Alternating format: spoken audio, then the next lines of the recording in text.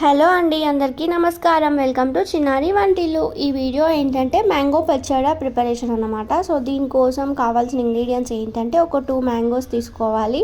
దాంట్లోకి కొంచెం జీలకర్ర, కొంచెం పసుపు, వెల్లుల్లి, ఉప్పు, కారం, ఇంకా మెంతులు. మ్యాంగోస్ ఇలా చిన్న చిన్న పీసెస్గా కచ్చాపచ్చగా కట్ చేసేసుకొని పెట్టుకోవాలి.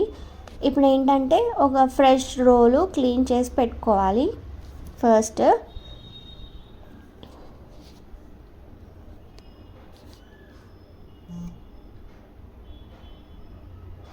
సో ఇలా ఒక మంచి రోలు క్లీన్ చేసి తీసుకొని దాంట్లోకి కొంచెం మెంతులు వేసుకొని వాటిని మెత్తగా అయ్యేంత వరకు దంచేసుకోవాలి.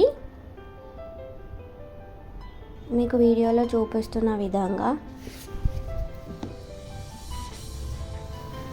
దాంట్లోకి అవి మొత్తం మెత్తగా అయిన తర్వాత కొంచెం జీలకర్ర కూడా వేసుకొని అవి కూడా మిక్స్ చేసి దంచేసుకోవాలి.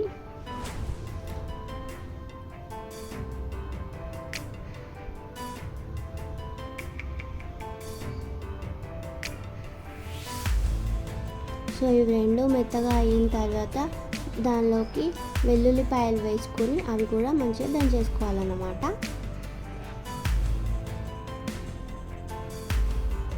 సో ఇలా వెల్లుల్లి కూడా దంచేసుకున్న తర్వాత మనం కట్ చేసి పెట్టుకున్న మ్యాంగో పీసెస్ ఉన్నాయి కదండి, వాటిని కొద్ది కొద్దిగా యాడ్ చేసుకుంటూ మెత్తగా ఇలా చూపిస్తున్న విధంగా దంచేసుకోవాలి.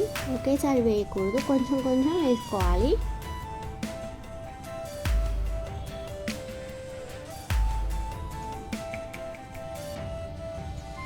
ఇలా మ్యాంగో ముక్కలన్నీ ఇలా కచ్చపచ్చగా దంచేసుకోవాలి.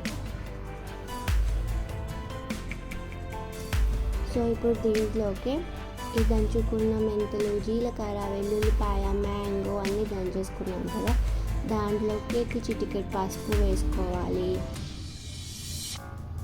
దాంతోపాటు టేస్ట్కి సరిపడా సాల్ట్ వేసుకోవాలి. దాంతోపాటు రుచికి తగ్గట్టుగా కారం కూడా వేసుకొని అవన్నీ మళ్ళీ మిక్స్ అయ్యేలాగా మంచిగా దంచేసుకోవాలి. ఇలా కచ్చపచ్చగా దంచేసుకున్న మ్యాంగో అది ఉంది కదండి, అది తీసుకొని ఒక బౌల్లోకి షిఫ్ట్ చేసుకోవాలి.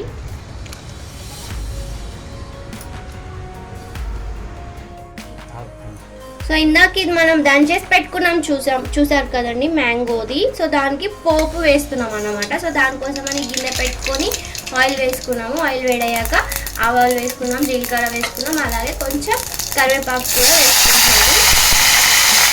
దాని తర్వాత ఎండిన మిరపకాయ వేసేసుకుంటే అయిపోతుంది. అంటే చట్నీలోకి పోపు రెడీ అయిపోయింది. చట్నీ దానిలోకి యాడ్ చేసేసుకోవడమే.